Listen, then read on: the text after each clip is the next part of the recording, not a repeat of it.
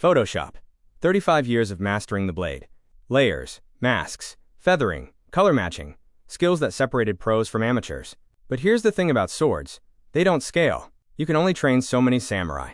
Google just mass-produced guns. Point, click, done.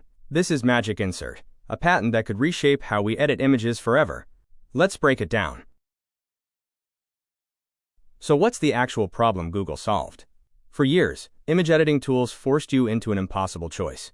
Option A, keep the subject's identity perfect, but it looks like a sticker slapped onto the background. Option B, match the style beautifully, but now your subject looks like a completely different person. You couldn't have both. That was the fundamental trade-off everyone accepted. Google's insight was simple. What if we just decouple them? Learn identity and style separately, then combine. Sounds obvious in hindsight, but the execution is where it gets interesting. Here's how they pulled it off. Instead of learning everything about your subject in one giant blob, Google splits it into two separate spaces. First, token embedding. Think of it as the sketch.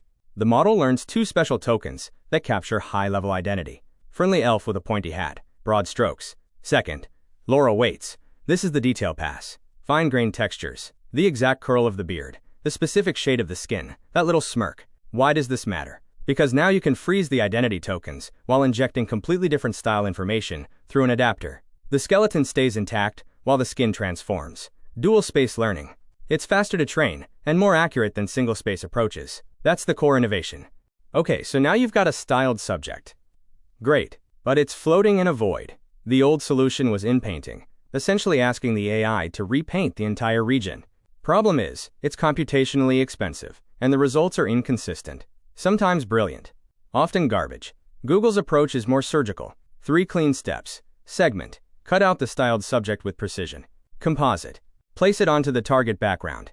Integrate. Run a specialized insertion model that adds shadows, reflections, and handles occlusions automatically. No inpainting required. The insertion model was trained specifically for this job, so it's both faster and more reliable. Let me give you a mental model for what's happening under the hood. Think of the neural network as having layers. Deep ones and shallow ones. The deep layers encode structure, identity, pose, spatial relationships. These stay protected.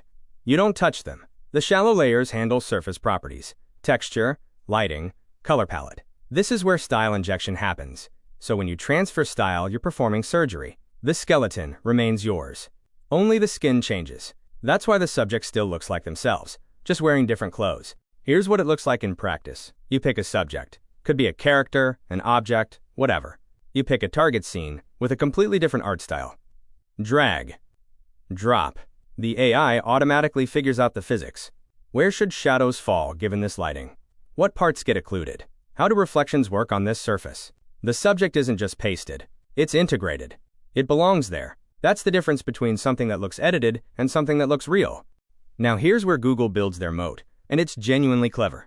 The insertion model was originally trained on photorealistic images. Real photos, real shadows, real reflections. Works great for that domain. But what about cartoons? Anime? Stylized art? The model struggles because it's never seen that distribution before. Google's solution is called Bootstrap Domain Adaptation, and it's beautifully simple. Step 1. Run the existing model on stylized images. Most outputs will fail. Step 2. Filter aggressively. Keep only the successful ones. Step 3. Retrain the model using those successful outputs as new training data. Step 4. Repeat. Each cycle, the model handles more edge cases. The domain expands. Look at the diagram. Red dots are failures. Green dots are successes. With each iteration, more red turns green. Here's the moat. This process takes time. There's no shortcut. Competitors have to go through the same painful trial and error cycle. You can't just copy the final weights. You need the whole bootstrapping journey. Sounds great in theory. Does it actually work? Let's look at the benchmarks. Style align with ControlNet? The subject loses definition. Blurry. Inconsistent. Instant style with ControlNet? Better style matching. But identity drifts. That's not the same character anymore. Google's method? Subject identity preserved. Style accurately transferred. Shadows and reflections physically plausible. The numbers back it up. Higher dyno scores for identity preservation. Higher clip scores for style fidelity. Lower SSIM overfitting. It's not even close. So who benefits from this technology? Creators get Instagram filters on steroids. Complex compositing that used to require hours of Photoshop work, now it's drag and drop. Platforms see a UGC explosion. Lower barrier to creation means more content, more engagement, more ad revenue.